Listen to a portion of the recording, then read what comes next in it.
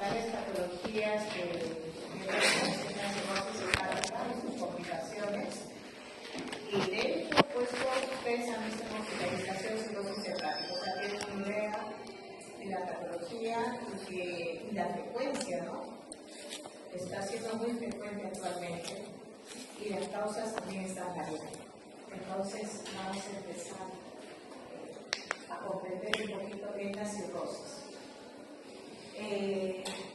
Como concepto, es una alteración primero anatómica, ¿no? Porque el hígado va a cambiar su forma, su tamaño, y es también un cambio funcional. Esta es una entidad difusa, o sea que cuando existe cirrosis no es que en un lóbulo voy a tener la cirrosis y en el otro puedo tener normal. No, esto es cuando empieza la fibrosis, es una fibrosis homogénea en todo el parénquima hepático. Eso en primer lugar. Así que cuando tomamos biopsia, por ejemplo, podemos elegir cualquier sitio del hígado para tener el diagnóstico histológico. Segundo, que este es el estadio final de la enfermedad hepática crónica. Ustedes mañana creo que van a hacer hepatitis aguda y crónica, ¿no? Ya lo hicieron. Mañana es sábado. Mañana. No. Mañana es sábado.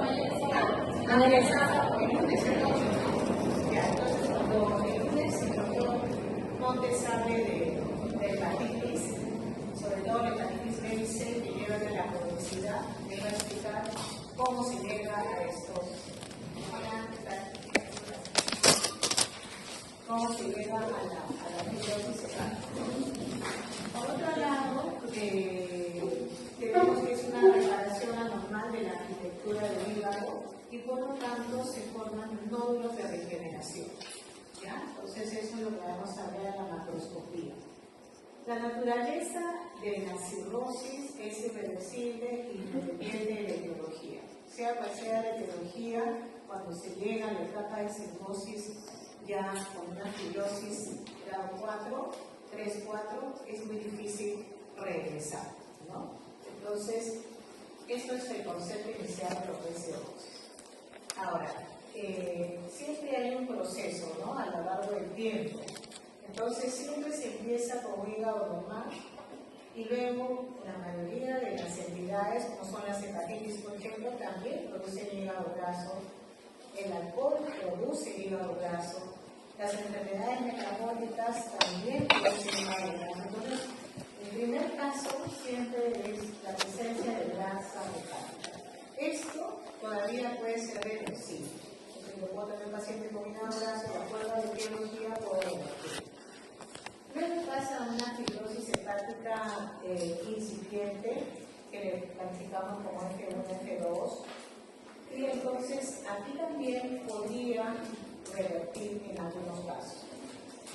Cuando ya pasamos a una fibrosis avanzada, que según la clasificación es F3, F4, y ya tenemos un hígado con muchos nódulos de regeneración, aquí ya es irreversible, o sea, ya no podemos regresionar, ¿no? Y acá lo que tenemos es que cuidar de que el paciente no haga las complicaciones propias de la cirrosis, ¿no? Pero curar la cirrosis es algo que hagamos un trasplante, ¿no?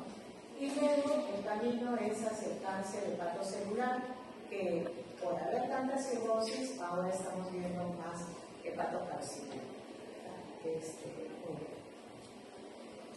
Entonces, los criterios de diagnóstico va a ser una destrucción del parénquima hepático, una destrucción crónica, una reparación anormal de esa estructura hepática, y esto es con fibrosis y se forman nódulos, y luego también se va a formar las anastomosis arteriovenosas intrahepáticas. ¿Cuál es la fisiopatología? ¿Por qué se forma la cirrosis? Entonces hay dos elementos importantes. Uno es el incremento de la resistencia al flujo que se da en el hígado, ¿no? Que prácticamente es el iniciador de toda esta cascada, y esto conlleva a una circulación hiperdinámica de afuera del flujo, la circulación general, y esto es el sostenedor de la fisiopatología de la cirrosis. Entonces, ¿qué pasa en el hígado? Al formarse estos nódulos de regeneración, al alterarse los sinusoides hepáticos, se produce un incremento en la resistencia al flujo portal. Y por eso es de que al haber esa resistencia, la compensación es una circulación irregular. Cuando hablamos del incremento de la resistencia al flujo portal, que es el iniciador, en el hígado existen dos componentes importantes. Uno es el estructural y otro es un componente funcional variable. El estructural es la fibrosis, ¿no? Se comienza a ver fibrosis, más tejido conectivo, más papilarización, sinusoides, distorsión vascular por estos nódulos. Y el componente que se puede revertir es el incremento del tono vascular hepático y el tamaño de los hepatocitos, ¿no? Entonces, dentro del hígado se aumenta el tono, aumenta la resistencia vascular. Y teóricamente esto podría, con algunos medicamentos, disminuirse. A diferencia de la formación de nódulos, que cuando se forman es muy difícil de reversionar. Este componente variable está dado por las células esteladas, que son las células que producen la fibrosis. Entonces, en la cirrosis hepática, estas células están aumentadas, ¿no? Y por eso se produce más matriz, más colágeno, que va a hacer que el hígado se torne más duro. Por eso que hay una mayor resistencia y hay una mayor dureza del hígado, lo cual va a servirnos para hacer el diagnóstico cuando hagamos el diagnóstico de esto a través de la ecografía, ¿no? El rol de las endotelinas también es importante.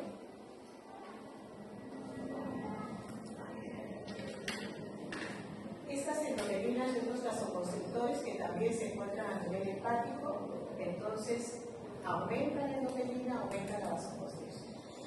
Luego, en el hígado hay una deficiencia de óxido nítrico, que al disminuir el óxido nítrico, que es una sustancia vasodilatadora, entonces a nivel hepático se produce mayor vasoconstricción. Y por último, el edema de los hepatocitos, ¿no? Aquí, por ejemplo, vemos en un hígado normal cómo las células estrelladas producen esta volumen normal, pero como en un cianótico estas células se incrementan. Al incrementarse se produce mayor fibrosis y mayor matriz. Igual los sinusoides comienzan a alterarse. Entonces, esa es la fisiopatología en la cual a veces se trabaja para tratar de disminuir las células esteladas y disminuir la fibrosis, ¿no? Endotelina es una familia de polipéptidos de 21 aminoácidos y se forma en los sinusoides hepáticos. Es un potente vasoactivo y esto está implementado en la cirrosis. Entonces, cuando nosotros tratamos cirrosis, queremos bajar este incremento de la endotelina y ese es uno de los tratamientos que se está trabajando sobre eso actualmente para poder revertir la fibrosis.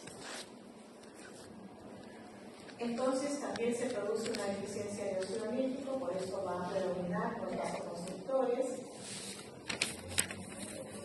Y acá tenemos, por ejemplo, la endotelina, ¿no? Y la presencia de óxido nítrico disminuido. Y luego el sostenedor de circulación intradinámica. Y esto va a constar con un estado de vasodilatación periférica.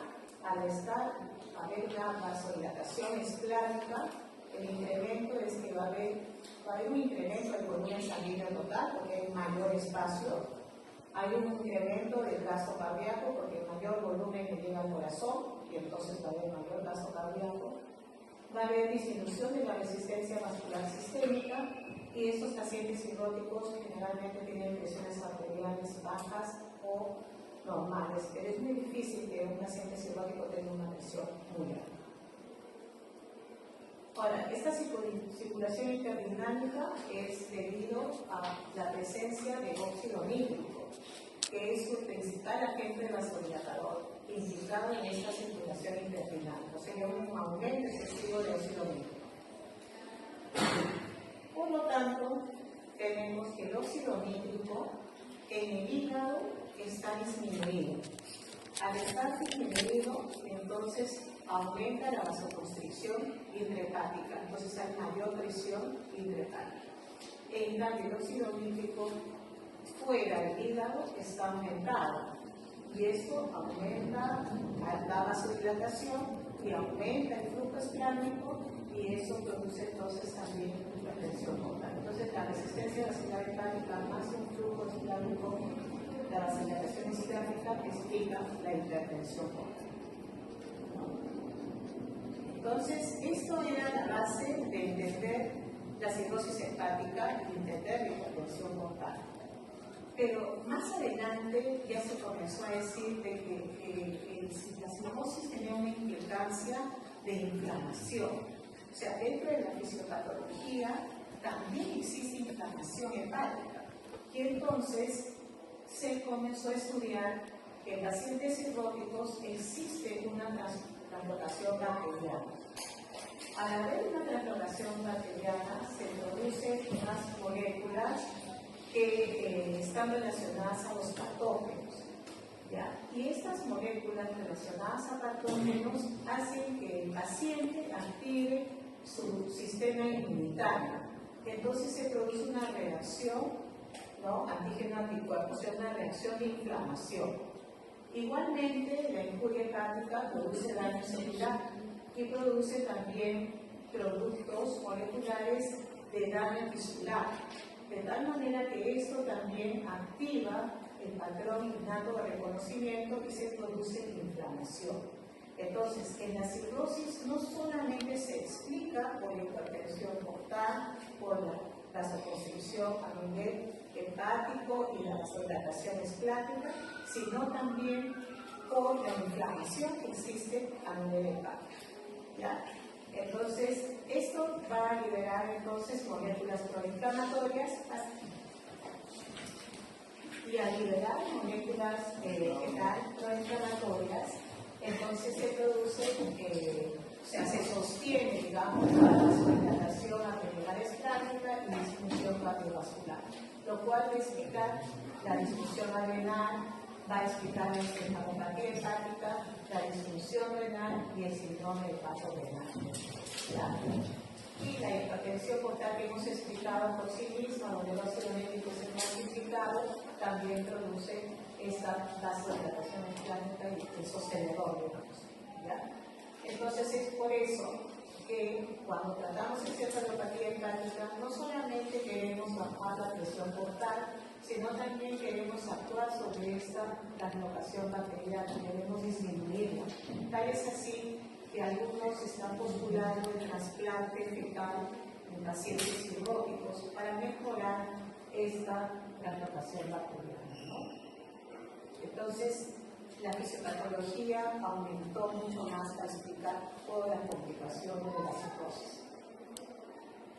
Dentro de la clasificación ya morfológica, estamos que la cirrosis puede ser micronodular, macronodular o mixta. La macronodular se ve más en la alcohólica, no, pero no es patognomónica. No es siempre que se presente macronodular sinónimo de alcoholismo. Dentro de las causas de cirrosis hepática tenemos muchísimas causas, pero las más comunes es el hígado graso asociado al alcohol, ¿no? Todavía la gente está tomando mucho, o sea, las propagandas para ingerir alcohol son varias y ahora la mujer toma más también. Antes el hombre tomaba más, ahora la mujer toma más. Entonces, hay un consumo todavía permanente y la propaganda hace que sigan tomando, ¿no? Cuando deberíamos restringir esa propaganda para estimular a que tomen más. Y todas las propagandas ahora le bajan los porcentajes a la cerveza y dicen que es tal y pueden tomarla y eso también es contraproducente. Pero tenemos el hígado graso asociado al metabolismo, o sea, a las enfermedades metabólicas, ¿no? Y a la cabeza tenemos la diabetes mellitus. Ustedes están viendo muchos pacientes con diabetes mellitus, con hígado graso y con cirrosis hepática. Estas dos causas todavía son las mayores. La hepatitis crónica C, gracias a Dios, actualmente ya tiene cura. O sea, la hepatitis C se cura actualmente, ya se ha erradicado, tal vez así que hay disminución de pacientes con hepatitis C. Ya cuando vean el lunes la clase van a ver el tratamiento, en fin, de esta hepatitis crónica C. La hepatitis crónica B, por la vacunación, también está disminuyendo, ¿no? Pero hay sitios donde, incluso en lugares acá, por ejemplo, digo, ¿ustedes se han vacunado contra la hepatitis B? Sí. ¿Todos? Ya. Qué bueno, porque antes no, gran mayoría no se vacunaban, ¿no? Y entonces eso es una cosa. Infrecuentes son la colangiosis biliar primaria, ¿no? Que antes se le denominaba cirrosis biliar primaria, ¿no? Que tiene relación con una inflamación de los colangiolos y por eso se forma la hipertensión portal. Luego tenemos la colangiosis esclerosante primaria, que es el tranquilidad, que también van a ver cuando hagan hepatitis crónica.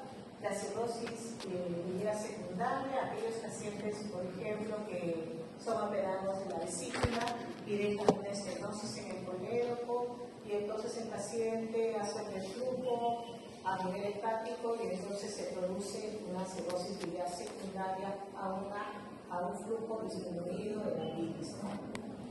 Luego la hepatitis autoinmune, que se hace en mujeres jóvenes, también estamos viendo no tan frecuentemente asociadas a otras enfermedades autoinmunes, ¿no? Tiroiditis, la vemos en lupus, la hemocromatosis que es más rara y la cirrosis hidrogénica. Mucho más raro es la enfermedad de Wilson y algunos medicamentos que pueden llevar a la cirrosis. En cuanto a la enfermedad por alcohol, ¿qué pasa con los factores de riesgo del que toma? Existen factores de riesgo importantes. ¿Cuál es el sexo? No es igual una mujer que tome a un hombre que tome, ¿no? Más fácil, con menor cantidad de alcohol, una mujer llega a la cirrosis que un hombre. Entonces, yo me acuerdo mucho de los casos de una pareja de esposos que vivía en Arequipa y los dos tomaban, después de su faena, anisados, ¿no? El anisado es un alcohol, ¿no? Y tomaban todos los días por anisados, ¿no?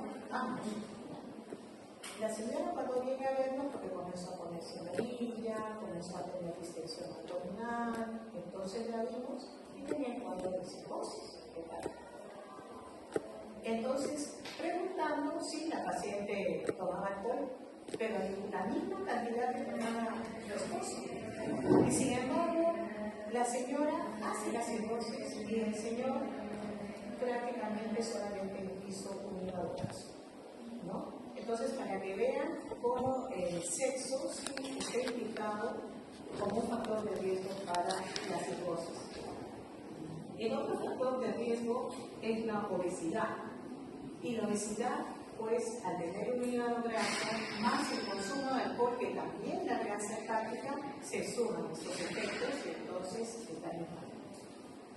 Los factores dietéticos también, ¿no? El polimorfismo de los que toman, ¿no? Hay unos metabolizadores muy rápidos del alcohol y hay otros metabolizadores lentos del alcohol.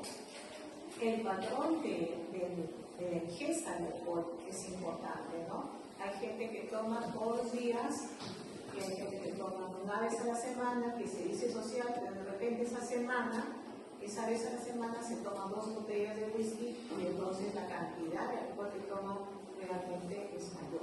Entonces, ahí son patrones diferentes. Eso me hace recordar que antes decían, pues una vez a la semana es un bebedor social, ¿no? Es un bebedor social. ¿Cómo así de una vez a la semana es social? Ya no hablamos de bebedores sociales. Es un patrón que tomando una vez a la semana puede llegar a la cirrosis, ¿no? El fumar también suma otro factor. Ahora, si ese paciente que toma alcohol tiene otra comorbilidad, como por ejemplo una hepatitis, esos factores se suman para la fibrosis. Entonces, tenemos un paciente con alcohol, pero con hepatitis B se suma. O con hepatitis C, igual. O con hemocromatosis, igual se suma. Entonces, esta hepatitis primero se puede tomar también una hepatitis alcohólica, pero vamos a ver acá cómo con el abuso del alcohol, el 90 a 95% de los casos va a la esteatosis. O sea, casi todos los que toman alcohol llegan a la esteatosis hepática. Luego, de esos que tienen esteatosis, 20 a 40% llegan a la fibrosis, luego el 8 a 20% llega a la cirrosis y un 3 a 10% hacen hepatocarcinoma, ¿no? Entonces, es muy importante estos factores de riesgo, las comorbilidades, para ver este proceso más rápido o más lento. Es importante también en la anamnesis ver cuál es el patrón de ingesta alcohólica, ¿no? Entonces, para eso ustedes tienen una equivalencia de las bebidas alcohólicas, que es la unidad de la bebida del alcohol, y esto significa que un V es igual a 10 gramos de alcohol. Entonces, acá tenemos que un vaso de cerveza de aproximadamente 250 mililitros equivale a unos 100 mililitros de un vino, equivale a unos 100 mililitros de un champán, por ejemplo, y equivale a 32 mililitros de un whisky, ¿no? Entonces, aquí tenemos que preguntar al paciente primero que toma para ver la concentración de alcohol, porque la cerveza tiene el 6% aproximadamente, el vino un 12% y el whisky tiene un 40%. Entonces, con esa cantidad de alcohol nosotros podemos ver si hay riesgo o no. Cuando el riesgo para cirrosis hepática depende de los gramos de alcohol que toma la persona y del tiempo. Para que un hombre llegue a hacer una cirrosis hepática por alcohol, debería tomar 60 a 80 gramos de alcohol por día, ¿ya? En un tiempo de aproximadamente 10 años. Entonces, a veces hay personas que toman esta cantidad de alcohol, pero por un año, y después lo dejan. Entonces, probablemente ese paciente no llegue a la cirrosis, ¿no? Llegue solamente al hígado graso.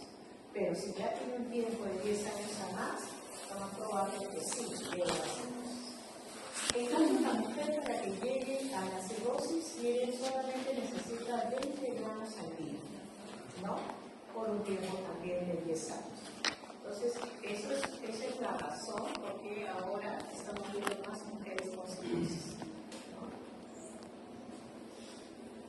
En cuanto al metabolismo del alcohol, el alcohol produce este daño porque produce, el alcohol pasa a acetaldehído y de acetaldehído a acetato.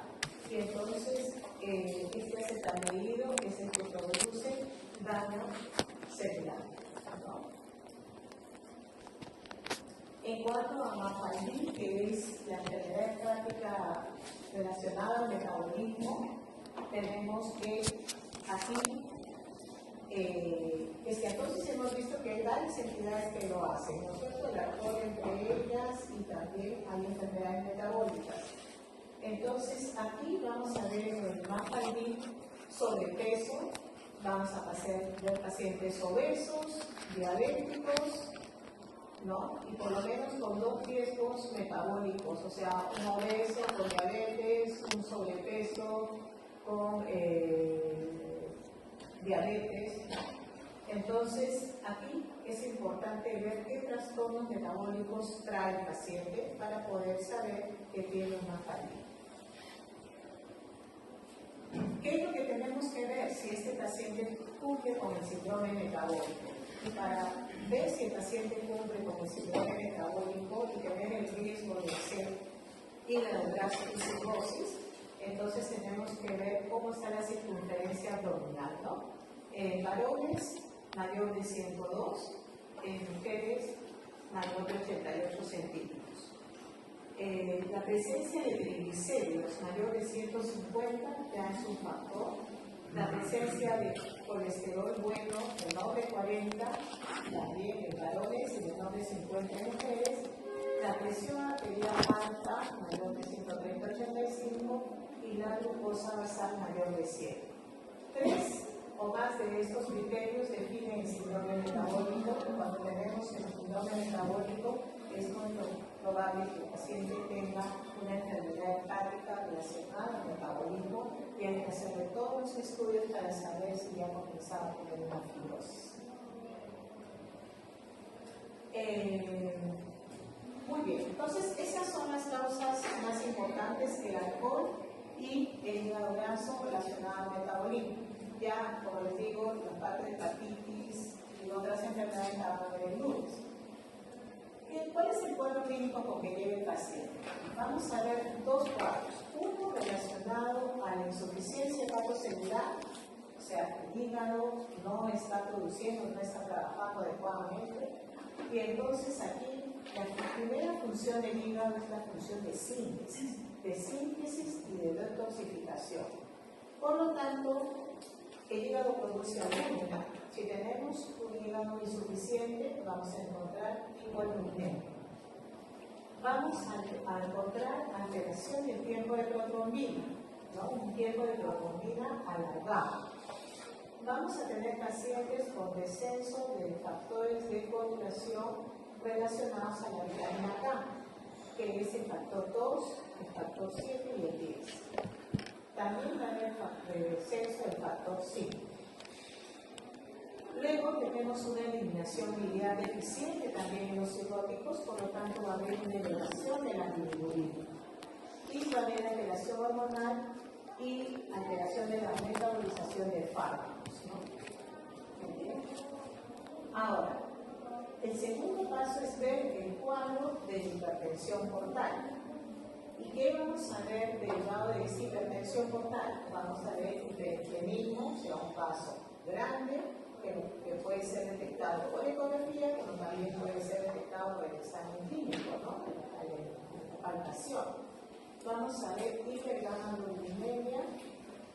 Vamos a tener pacientes que hacen varices esofágicas por hipertensión portal, la gastropatía hipertensiva portal, la encefalopatía hepática y ascitis. Entonces, paciente que viene con ascitis y hacemos un dosaje de albúmina, si está bajo y si también tenemos factores de coagulación disminuidos, nos hacen sospechar de que pueda haber un daño hepático. Y así se va trabajando en la clínica, ¿no? Vamos sumando signos de insuficiencia hepática y signos de hipertensión portal. Algunos pueden tener solamente signos de insuficiencia hepática y no de hipertensión portal, y otros pueden tener ambos signos. De hecho, hay pacientes que tienen hipertensión portal y no son cirróticos. Entonces, esos pacientes no van a tener hipoalbuminemia, no van a tener trastorno de la coagulación, van a tener una bilirrubina normal. Entonces, hay que diferenciar ambos síntomas que hemos explicado. En cuanto al hiperestrenismo, va a conllevar a que el paciente tenga anemia, pero es una anemia monocítica, monocrónica. Vamos a tener un paciente que baja la serie blanca, o sea, una leucopenia y también las plaquetas. Entonces, hay un secuestro completo de estas células a nivel del vaso. ¿Ya? Si hacemos, porque muchas veces el paciente viene con esta pancitopenia y el diagnóstico diferencial hay que hacerlo con trastornos hematológicos, y entonces a veces se pide un aspirado medular, y este aspirado medular tiene que ser en los pacientes cirúrgicos. Ahora, la hipergamaglobulinemia se produce porque hay anticuerpos contra los antígenos absorbidos por colaterales portales. Por las colaterales portales, estos antígenos bypassean la circulación y entonces se forman más antígenos del cuerpo. Por eso es que estos pacientes elevan la gamma-globulina y lo tenemos elevado en estos pacientes. Hipoalbuminemia con hipergamaglobulinemia. En las manifestaciones endocrinas también podemos ver pacientes con diabetes mellitus y hipogonadismo. En las manifestaciones pulmonares, el síndrome hepatopulmonar, que el paciente viene con hipoxia, viene con goteros de cariño de tambor, ¿no? Por la hipoxia misma. También podemos ver pacientes con hidrotórax hepático, sobre todo en el lado derecho, con por estar continuo a la parte hepática, y las manifestaciones renales como es el síndrome hepatorenal, que es un daño renal funcional, ¿no? El riñón está bien, pero no filtra, y esto es consecuencia de una hipertensión portal. En la exploración física de estos pacientes cirróticos, no vamos a palpar el hígado, hacer el hígado pequeño, ¿no? Y la ecografía va a decirlo. Vamos a palpar el vaso en algunos pacientes, la esplenomegalia. Lo vamos a ver idéntico en sus diferentes grados, ¿no? Como también pueden venir sin ictericia. Telangiectasias, que sobre todo se ven en cara, en cuello, en tórax.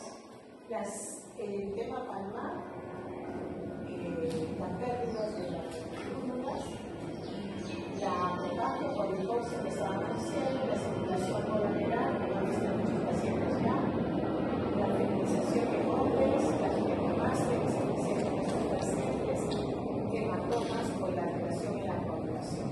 Entonces, en la exploración física, tenemos que buscar todo, sobre todo cuando es un paciente que debuta con una cirrosis, no tiene el antecedente, entonces ustedes tienen que buscar todos estos signos. En el laboratorio, que vamos a pedir hemograma, justamente para ver si hay macilopenia, los electrolitos, también para ver si hay niconatremia dilucional que se presente en estos pacientes. El perfil hepático, donde vamos a ver si hay alteración de la albúmina, sobre todo. El perfil de coagulación, la glucosa, urea y creatinina. Entonces, cuando tenga un paciente que clínicamente sospecha una hepatopatía crónica o una cirrosis, hay que pedir eso. Luego se pide la ecografía para ver la morfología del hígado. También pedimos un ecodoppler para ver el flujo portal, ¿no? Y la medición de la cola, ¿no? Podríamos pedir en algunos casos, porque en los pacientes muy obesos, la grasa nos impide ver bien los órganos. Entonces, actualmente están pidiendo pacientes de 150 kilos, ¿no? Grandes, que no, o entonces entran a tomografía, ¿ya? La endoscopía, obviamente, es un examen que sí lo pedimos, sobre todo para ver si hay presencia de varices esofágicas. La medición de la presión portal en algunos centros se hace, pero este es un examen bien sofisticado. Hay que colocar catéteres para medir la presión portal, lo cual acá en Perú es muy raro hacer, ¿no? Pero en otros países, en España, es protocolo hacer la medición de la presión portal a todos los pacientes que sufren de cirrosis. La biopsia viene a ser el gol estándar, ¿no? El gol estándar porque tenemos la biopsia donde vamos a ver los nódulos, vamos a ver la fibrosis marcada, vamos a ver el allanamiento de los hepatocitos. En cuanto al fibrotest, antes se hacía, era un test sanguíneo, ¿no? Que se medía con marcadores biológicos como estos, como lactoglobina, macroglobina. Actualmente el fibrotest ya no se usa porque salió el fibroscan. Y el fibroscan es una ecografía del hígado en la cual se ve la rigidez hepática, ¿no? Y evalúa la elasticidad del hígado. Si el hígado está muy rígido, sinónimo de que está más fibrosado y por lo tanto la fibrosis ya debe ser avanzada. Si todavía hay un poco de elasticidad, estamos en el intermedio, ¿ya?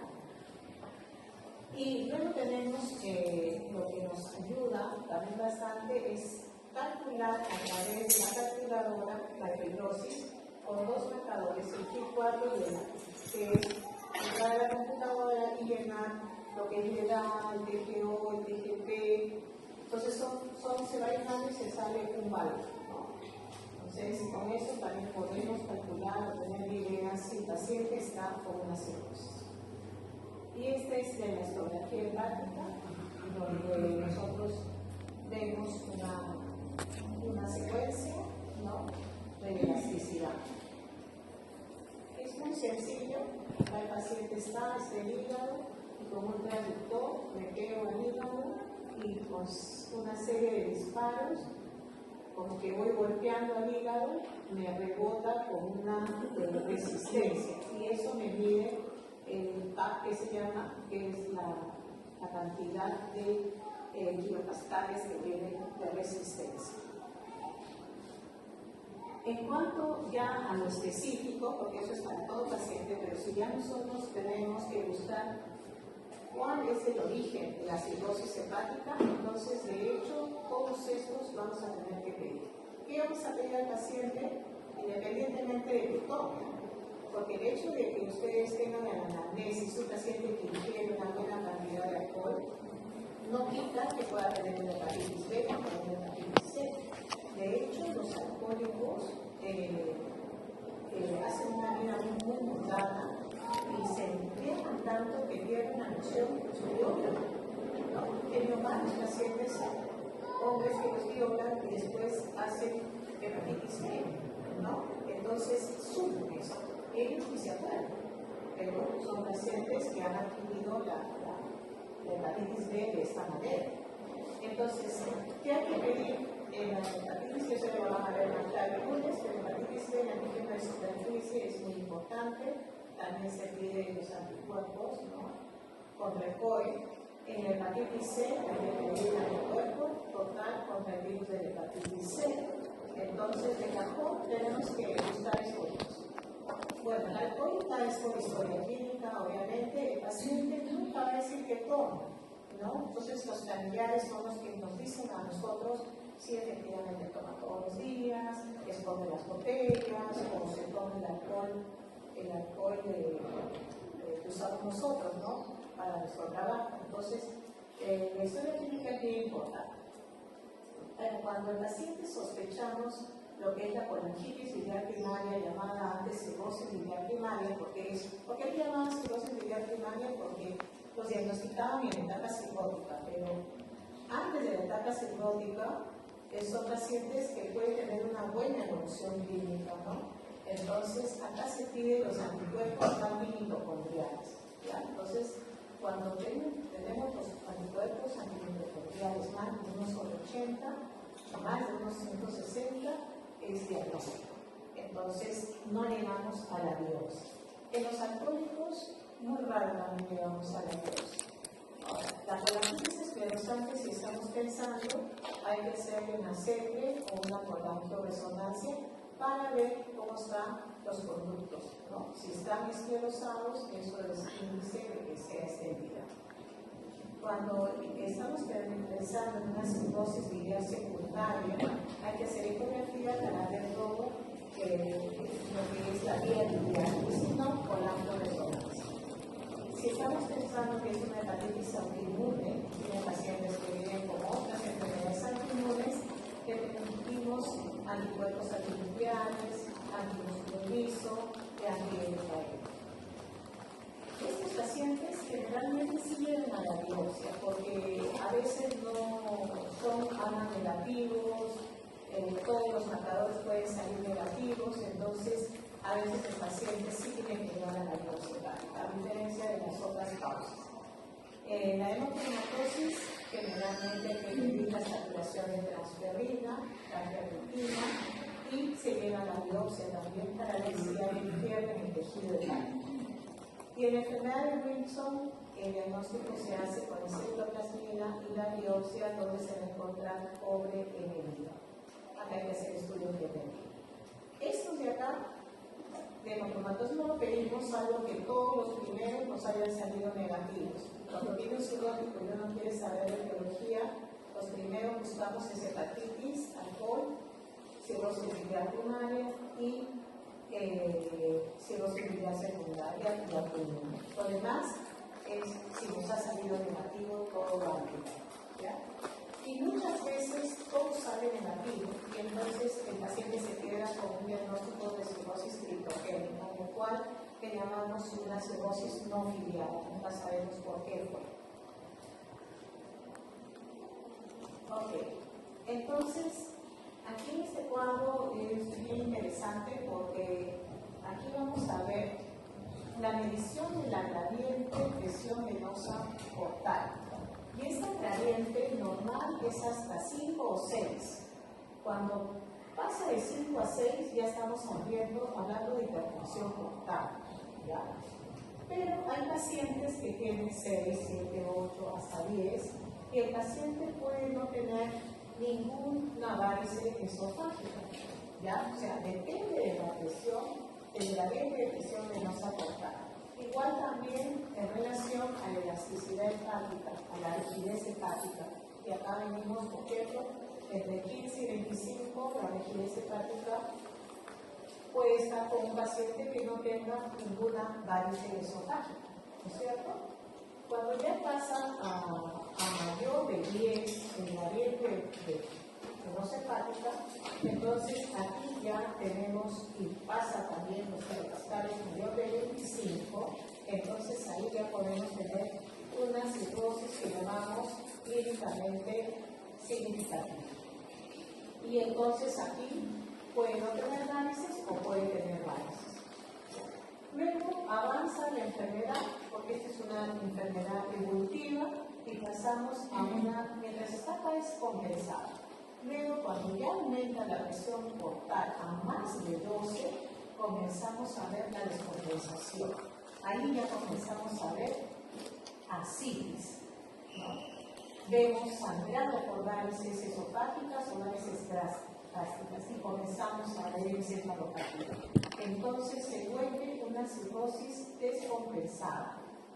Y más aún, si seguimos avanzando y ya tenemos presiones, gradiente de presión venosa mayor que 16, entonces ya tenemos que se siguen presentando los eventos, un segundo evento de encefalopatía, una ascitis recurrente, un sangrado recurrente también. Entonces aquí ya estamos llegando a la fase final de la enfermedad, ¿no? Este cuadro por eso me gusta mucho, porque acá nos hace entender cómo la presión portal va subiendo y cómo la elasticidad hepática, la rigidez hepática también va aumentando, lo cual nos lleva pues a todas las complicaciones, ¿no? Entonces, ¿cómo saber en qué grado estaba el paciente cirrótico?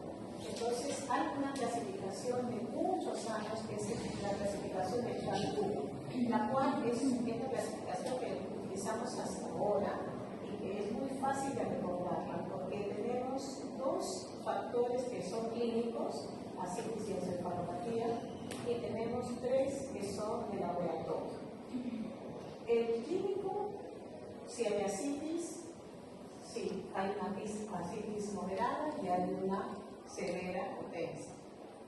En el caso de encefalopatía, si no hay encefalopatía, se le da un punto. Si hay una encefalopatía grado 1 o 2, se le da 2 puntos. Y si es una encefalopatía 3-4, se le da 3 puntos.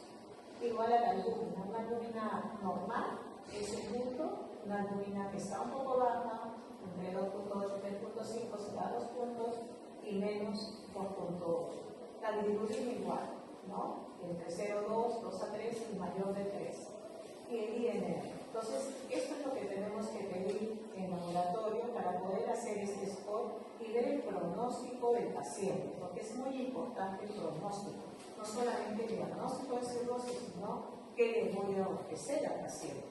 Entonces, si yo sumo esto, entonces, el primer punto, el paciente que no tiene ascitis, no tiene encefalopatía, tiene una albúmina normal, tiene una bilirrubina normal, tiene un INR también normal. Tengo acá 1, 2, 3, 4, 5 puntos. ¿En qué estamos? Inshallah, ¿no? Entonces, yo puedo tener a un paciente cirrótico aparentemente que todo viene normal. Por eso es que es importante estudiar también las imágenes, el FibroScan, hay que estudiar clínicamente y también laboratorialmente con imágenes. Si yo tengo un paciente pues, que ya tiene ascitis moderada, ¿no? Que tiene una encefalopatía grado 1, de repente tiene una albúmina normal, entonces de repente ya tiene 7 puntos, de 7 a 9 es Charcot. Y el chance es de 10 a 15 puntos. ¿Ya? Entonces la supervivencia de un chalán es al año 100%, pero un chance al año solamente sobrevive el 45%. Entonces, para que vean cómo el pronóstico cambia, ¿no? Este score de MEN es otro score que también es importante, pero esto se usa en las computadoras porque tiene varios, son constantes, ¿no? Factores que se multiplican. Pero ¿qué tiene el MER? El MER ve creatinina, que no lo ve el otro sport, ve bilirubina, que sí lo ve el otro, y el INR, que también lo ve el otro. Entonces acá lo que cambia es la creatinina. ¿Ya? Entonces con este MER score también es un score que si tenemos 40 o más, ya tenemos 70% de mortalidad a los 3 meses. Y con score de MER muy bajos, mejor pronóstico. ¿Para qué se utiliza este test? Generalmente para decidir si ese paciente va a ser trasplantado, ¿no? Solamente con la charla es suficiente, con el test. Igual también para la hepatitis alcohólica, cuando el paciente viene con una hepatitis por alcohol, usamos este suplemento. Muy bien, entonces, una vez que ya hemos hecho el diagnóstico de la cirrosis hepática, hay que ver las complicaciones. Una de las complicaciones es la hemorragia varicial. Y acá vemos pues unos cordones varicosos, ¿no? Grandes, tortuosos, que posteriormente son ligados, y acá está una liga, para poder hacer desaparecer estas varices y evitar un sangrado digestivo. Pero la ligadura obviamente solamente va a desaparecer la varice formada, pero no va a evitar que se formen otras varices, porque va a formar otras varices si sigue la hipertensión portal. Por lo tanto, hay que trabajar más sobre la hipertensión portal, ¿no? Bajar la hipertensión portal sería el tratamiento adecuado para evitar la hemorragia varicial. En cuanto a por qué se produce el sangrado, simplemente para recordar esta video que la van a recordar siempre cuando hablamos de cirrosis, que la presión portal está en relación con el flujo sanguíneo portal y a la resistencia vascular. Y acá tenemos, para comprender dónde se forman las varices a nivel esofágico, tenemos que la porta está constituida por la vena mesentérica superior y la vena esplénica, pero a su vez a la vena esplénica le llegan vasos del fondo gástrico, ¿no? Y cuando hay hipertensión portal, estos se dilatan, y esto va a explicar por qué en el fondo gástrico podemos tener las varices, incluso varices gástricas aisladas, ¿no? Y acá tenemos también la coronaria esofágica, que va hacia la curvatura menor y asciende hacia el esófago inferior, y esto explica por qué se forman varices esofágicas que pueden continuar con varices gástricas hacia la curvatura menor. Entonces, hay pacientes que tienen solo varices esofágicas y gástricas, o algunos todos, ¿no? Hay pacientes que tienen varices en todos. Hemos visto que la presión hidrostática en el interior del sistema venoso porta la gradiente, con lo cual que vimos anteriormente, tiene que ser más de 6 milímetros de mercurio para la hipertensión portal. En cuanto a los indicadores de sangrado de estas varices, ya hemos hablado de la gradiente. Si es mayor de 12, las varices se van a romper y va a sangrar. Si es menor de 12, es más raro. Pacientes que tienen Charlie o C son los que tienen la gran posibilidad de que esas varices se rompan, ¿no? Luego, los pacientes que tienen ascitis también, ascitis con varices, van a sangrar más. El tamaño de las varices, a mayor tamaño, mayor posibilidad de sangre. Y los signos rojos en las varices. Si yo tengo un signo rojo, como vemos quiste ahí dentro de la varice, es muy probable, llamamos a eso varices sobre varice, es más probable que sangre. ¿Qué vamos a hacer con paciente que sangra? Vamos a reemplazar la volemia, estabilización hemodinámica, cloruro de sodio. Uno diría, pues, pero ¿por qué le van a poner cloruro de sodio si el sodio es lo que le sobra, es lógico? Sin embargo, nosotros tenemos que aumentar la presión en los pacientes que están con hipovolemia. Hay que corregir la anemia a tener a más de 7 gramos por decilitro. Luego hay que intubar al paciente si es que está también, aparte de sangrado encefalopático, entonces hay que intubarlo, evitar la colocación de la sonda nasogástrica y aquí hay que dar antibióticos, ¿no? Aquí se da ceftriaxona, 1 gramo cada 24 horas como profiláctico, porque esto va a producir la tendencia a hacer infecciones. No solamente infección de la citis, sino también infecciones respiratorias, otro tipo de infecciones. De tal manera que ya en protocolo dar antibióticos a estos pacientes con cefalosporina. Los fármacos vasoactivos que vamos a utilizar pueden ser la terlipresina, somatostatina y opioide. Evitar suspender todavía los IBP, porque cuando viene el paciente sangrando, usted no sabe si está sangrando por una úlcera o por una varice, porque la úlcera, ustedes saben que más del 50% de causa de hemorragia digestiva, por lo tanto, puede sangrar de las dos cosas. Entonces hay que mantener el IBP. Una vez que le hacen endoscopía y ven que no tiene úlcera, solamente varices, suspenden el IBP, ya no necesitan la vida. Ahora, la eritromicina es un prokinético, ¿no? O sea, no solamente es un antibiótico, la eritromicina es un prokinético que damos nosotros antes de hacer una endoscopía para vaciar todos los coágulos que están en el estómago y poder ver bien buen trabajo. La endoscopía se usa no solamente para diagnóstico, sino para hacer una endoligadura dentro de las primeras horas del sangrado. ¿Qué usamos nosotros? Usamos opioide. Somatostatina no lo usamos porque el tiempo de vida es muy cortito, entonces no nos sirve. Terlipresina es muy caro y entonces opioide sí. Utilizamos 50 en bolo y luego 50 microgramos por hora en infusión continua por 3 a 5 días, ¿no? Eso es lo que utilizamos actualmente y podemos trabajar, hacer nuestras endoscopías con tranquilidad.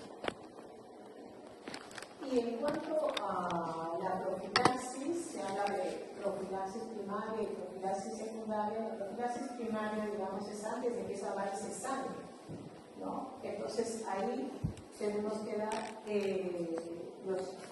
todos los que están acá, palbendilol, lamotrigine, propranolol, todos los bloqueadores, beta bloqueadores para disminuir la presión portal.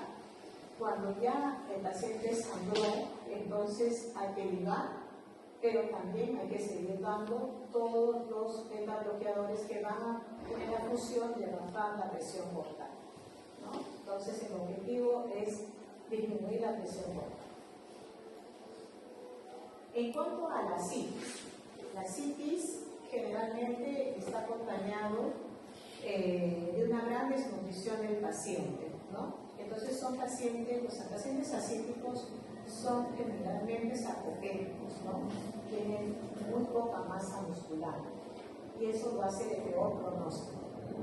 En cuanto a la citis, que es la existencia de líquido libre a nivel peritoneal, el 80% es de origen hepático y las otras causas son de otro origen, que puede ser insuficiencia cardíaca, insuficiencia renal, neoplasias.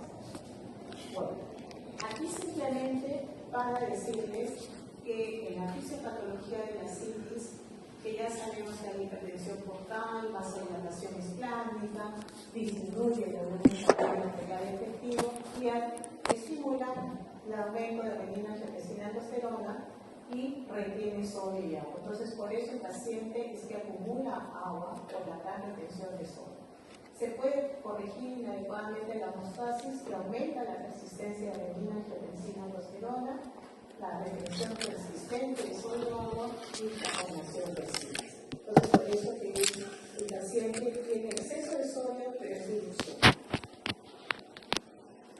Y acá simplemente para decirles de que el paciente hace hiponatremia dilucional. Cuando el paciente viene con un sodio muy bajo, quiere decir que su enfermedad ya está muy avanzada, ¿no? En la citis no complicada hay que evaluar al paciente, la historia clínica, el examen físico, hay que hacerle ecografía abdominal y hay que hacer la función renal, hepática, o sea, el que va el score que está. Es muy importante esto, ¿ya? O sea, cuando tengan un paciente con ascitis, pídanle la creatinina, porque nosotros no sabemos cómo está la función renal. Entonces hay que pensar que esto sí está relacionado. Y hay que analizar la ascitis. Siempre que venga un paciente, así sea segunda vez, tercera vez con ascitis y sea el mismo paciente, hay que hacerle un estudio de la ascitis nuevamente.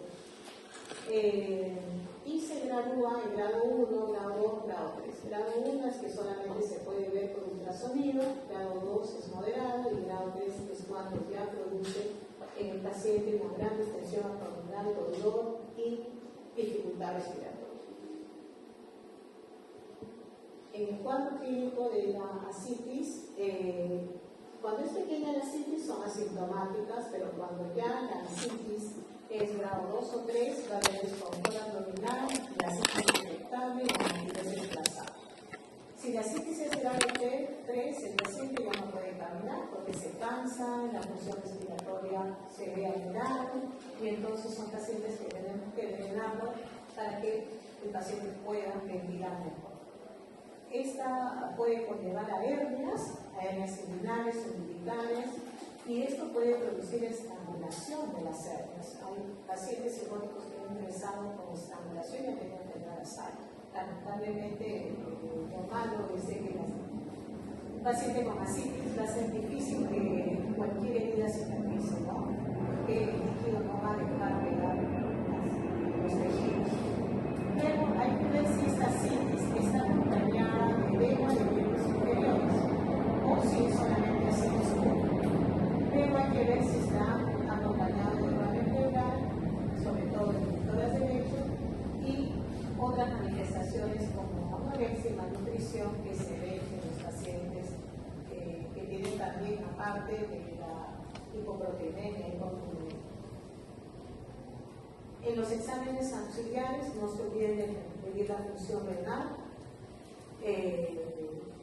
medir el volumen urinario, cuánto está orinando el paciente, la concentración de sodio en orina, los electrolitos para poder corregir la urea, creatinina, el perfil hepático de coagulación, hemograma, la ecografía abdominal para poder, si es poca la cantidad, poder dirigir la función, y el estudio del líquido acítico que tienen que ver si hay hipertensión poca, ¿no? O si no es hipertensión poca. El tratamiento, abstinencia de alcohol, reposo en cama, restricción de sodio y agua y diuréticos, y también la paracentesis evacuativa. En cuanto al grado 1, no hay datos en relación a dar nada. En el grado 2, que ya es una moderada ascitis, hay que corregir el incremento del sodio, entonces se restringe el sodio en la dieta y se usa diuréticos. El sodio que utilizamos en la comida son 80-120 miligramos por día, que corresponde a 4 a 6.9 gramos de sal por día. Entonces, prácticamente una cucharadita de sal es más o menos 7 gramos de sal que debería utilizar ese paciente en todo el día, ¿no? Entonces, en realidad son pacientes que solamente se les dice que siguen bajo de sal y que no coman algunos alimentos que tienen sodio, como son las gaseosas que tienen sodio, como son, por ejemplo, todos los enlatados, ¿no? Entonces hay pacientes que le tienen que decir que restrinjan la sal. Pero no eliminar completamente la sal, porque antes se eliminaba totalmente y el paciente no podía comer, y lo único que lográbamos era mayor sarcopenia, porque el paciente no comía y se desgasaba más. Entonces hay que tener cuidado. Ya las guías dicen que hay que restringir a 0 la ingesta de sodio. En cuanto a los diuréticos, antagonistas de la aldosterona, que es la spironolactona, podemos empezar con 25 miligramos hasta 400 y podemos asociarlos a un diurético de asa como la furosemida entre 20 a 160 miligramos por día. ¿Cómo evalúo yo mi respuesta? Con peso y el volumen urinario que tenga el paciente, ¿no? También se puede evaluar con la circunferencia abdominal. Entonces podemos tener 1 centímetro y ver si el paciente va disminuyendo los centímetros conforme pasan los días. Entonces, cuando el paciente tiene solo ascitis y no hay edemas de miembros inferiores, lo que yo quiero es que baje entre 300 a 500 gramos al día. Si el paciente ya tiene edemas de miembros inferiores, mi objetivo es que baje de 800 a 1 kilo diario. No necesito que sea más, porque si yo hago que este paciente orine mucho, el riesgo es la disminución del volumen intravascular y provoco un ágino, una enfermedad. Entonces esto es contraproducente porque empeora el cuadro clínico del paciente. El tratamiento, las paracentesis terapéuticas, siempre se van a hacer asociadas a un expansor de volumen para evitar los efectos adversos. Entonces, aquí hay que administrar albúmina y se utiliza 8 gramos de albúmina por litro de ascitis extraída. ¿Ya? Entonces, ¿cuánto quiero quitar? Más de 5 litros. Cuando hemos hecho y hacemos esto, tratamos de sacar 10 litros en una sola sesión, pero esto lo tengo que hacer obviamente con composición de albúmina, ¿no? Si no lo hago así, entonces va a haber problema. ¿Cómo se hace? El 50% de la dosis de albúmina se da inmediatamente después que tú drenas la citis y luego el otro 50% 2 a 4 horas más tarde. La albúmina es cara y entonces es difícil hacer un drenaje de 10 litros. Generalmente hacemos 5 litros a menos, ¿no? Para no utilizar albúmina. El tratamiento, si ya el paciente no puede mejorar, se hace la medicación portosistémica percutánea intrahepática, que es la tranquilidad, y entonces prácticamente hay un chute entre la circulación portal y la circulación sistémica. El riesgo para bajar esta presión portal es que haga encefalopatía hepática crónica y eso va a llevar a una encefalopatía de por vida. Y por último, el trasplante hepático para estos pacientes ascíticos refractarios al tratamiento. Y obviamente estos refractarios son los que van a tener que trasplantarse y van a lista de espera. En cuanto a la peritonitis bacteriana espontánea, por definición, es más de 250 polimorfos nucleares, el cultivo es positivo. Pero también existe una citis nefrocítica que hay más de 250 polimorfos nucleares, pero el cultivo es negativo. Y la llamada citis bacteriana, cuando hay menos de 250 polimorfos nucleares, el cultivo es positivo. Entonces, cuando los cultivos son positivos, obviamente tiene que darse tratamiento digamos. La peritonitis bacteriana simultánea es el diagnóstico diferencial. Y acá tenemos el paciente con peritonitis bacteriana espontánea, entonces más de 250, con cultivo positivo, cultivo negativo, igual hay que tratar. ¿Ya? ¿Cuáles son los factores predisponentes para la peritonitis bacteriana espontánea? Una es la severidad de la enfermedad hepática, o sea, a mayor posibilidad que ese líquido acítico se infecte. La hemorragia digestiva alta, por eso es que damos antibióticos para que ese líquido no se infecte. Cuando el líquido acítico tiene muy bajas proteínas, menor de 1 gramo, en el líquido acítico la posibilidad de que se infecte es mayor. De ahí que cuando nosotros tenemos proteínas bajas, mandamos a la casa al paciente con una profilaxis, ¿no? Oral. Y también cuando el paciente ha tenido previamente peritonitis bacteriana espontánea, se vuelve un candidato a que vuelva a ser otra vez. Entonces, hay otros factores como la ictus, repetir las paracentesis a cada rato, que podrían dar peritonitis bacteriana espontánea, pero no es lo más frecuente. Y el manejo de la peritonitis bacteriana espontánea es con la cefalopatina de tercera generación, 5 a 7 días, ¿ya? y cuando hay resistencia a antibióticos, piperacilina, tazobactam o carbapenem. Asociar los antibióticos de la PBE a la albúmina, a una dosis para prevenir síndrome hepatorenal tipo 1. Entonces hay que dar albúmina en pacientes con diferentes bacterias espontáneas, aparte de los antibióticos. Eso siempre preguntamos, ¿no? Si van a dar antibióticos, ¿en qué caso damos antibióticos a la paciente con cirrosis? La profilaxis, ya el paciente se va a su casa con la profilaxis primaria, puede ser con norfloxacina, 400 miligramos al día. Si la albúmina en el líquido es muy baja, ¿no?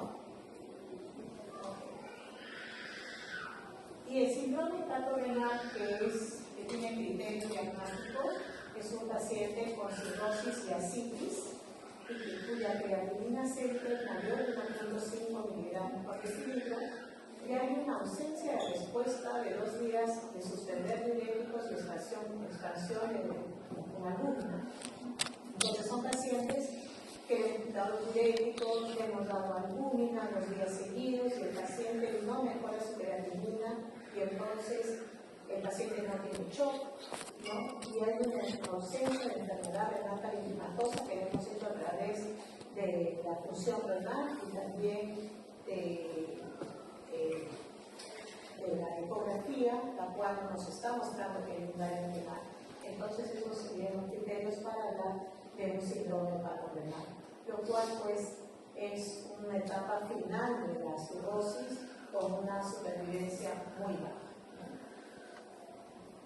El manejo de esta síndrome hepatorenal es con la terlipresina, que es un vasoactivo, más la albúmina, ¿no? Esto es sumamente caro, esta asociación, pero que sí se hace solamente el 40% de los pacientes con síndrome hepatorenal pueden subsistir. El resto, por más que sea el tratamiento, muere, ¿no? Entonces, el síndrome hepatorenal es como el estadio final ya del paciente cirrótico. Y la encefalopatía hepática, que es un desorden neuropsiquiátrico potencialmente reversible, y esto es causado por las toxinas acumuladas en la sangre, afectan el sistema nervioso debido a la incapacidad del hígado de realizar esta función de detoxificar sustancias, ¿no? Y entonces aquí tenemos la teoría más importante, que es la teoría del amonio, ¿no? Entonces la disminución de amonio hace que este paciente tenga un trastorno tanto de encefalopatía, que puede, digamos, llegar a grados más grandes como de un coma. Bien, existe la teoría del GABA y de los vasos neurotransmisores. Recuerden también que habíamos no solo la mononemia, causa de encefalopatía hepática, sino el fenómeno inflamatorio del que habíamos hablado en la fisiopatología. Y entonces esta transformación bacteriana es lo que hace de que el paciente siga con la encefalopatía hepática. Entonces la mononemia más inflamación. Y los estadios de la encefalopatía hepática tenemos encubiertas y manifiestas. Las encubiertas encefalopatías es el mínimo y el grado 1, o sea que vemos al paciente y no nos damos cuenta. Que el grado 2, 3 y 4 sí son manifiestas y lo podemos ver, ¿no? En el mínimo, solamente por las pruebas psicométricas podría yo determinar que está con una encefalopatía. En el grado 1 es la falta de conciencia trivial, puede ser pacientes eufóricos, ¿no? Sin embargo, tiene un sueño alterado, pero puede pasar inadvertido. En el grado 2 hay un letargoapatía, hay un comportamiento inadecuado y sobre todo la presencia de asterixis, que es lo que nos da el diagnóstico de encefalopatía grado 2. En el grado 3 ya el paciente comienza a estar somnoliento, estuporoso, confuso, gran desorientación, y acá en emergencia vienen más estos cuatro, 3 cuadros, ¿no? El grado 4 es el coma. Lo mismo, es la y los factores precipitantes de esta encefalopatía, porque algo tiene que haber pasado para que el amonio aumente tanto, entonces uno de ellos es la constipación, a pacientes que están estreñidos, ¿no? La alcalosis metabólica, el uso de diuréticos. A veces a un paciente se le dice tome solamente por 2 semanas los diuréticos y el paciente no viene a la consulta y sigue tomando diuréticos, y como le fue bien y ya no le hace bien, toma el doble de dosis y viene después encefalopático, ¿no? Entonces, el uso de diuréticos hay que preguntar al paciente. Después, pacientes que comen mucha carne, ¿no? Tenía casos de pacientes que comían carne todos los días y el paciente por eso tenía encefalopático. El uso de sedantes hipnóticos, los pacientes cirróticos no pueden dormir y entonces le da un poquito de alprazolam, de diazepam y el paciente viene en coma. Entonces hay que ver esos antecedentes para poder advertir al paciente que no puede utilizar ese tipo de pastillas. El sangrado digestivo también es un precipitante, las infecciones, las parasitosis evacuatorias sin reposición de la albúmina y los shocks portosistémicos. Entonces son los factores precipitantes de encefalopatía que hay que buscar, porque si no buscamos el origen no podemos revertir.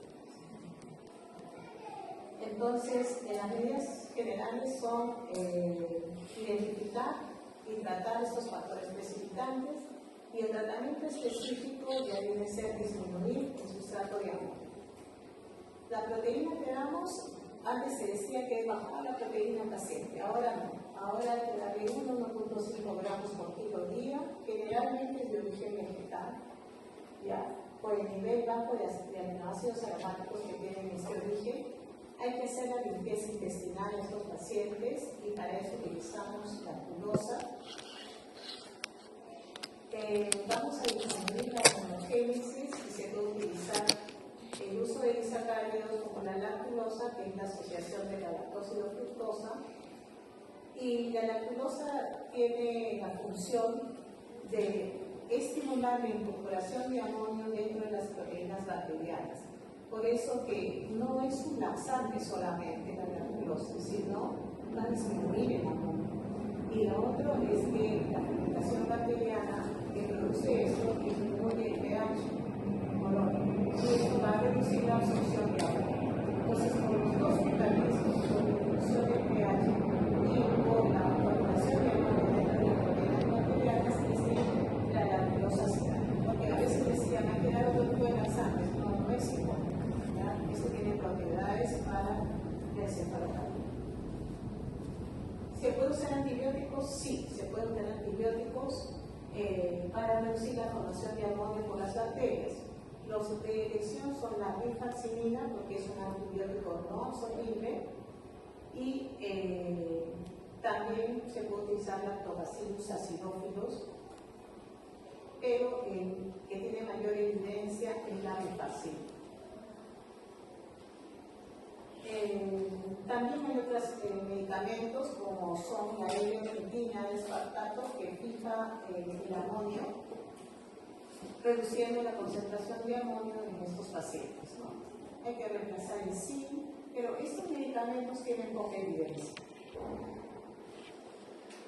Entonces, en encefalopatía hepática tenemos que hay que disminuir el amonio y hay que reducir la inflamación. Estos son los dos objetivos. ¿Cómo disminuir el amonio? Modulando la microbiota. Probablemente con probióticos podríamos mejorar al paciente.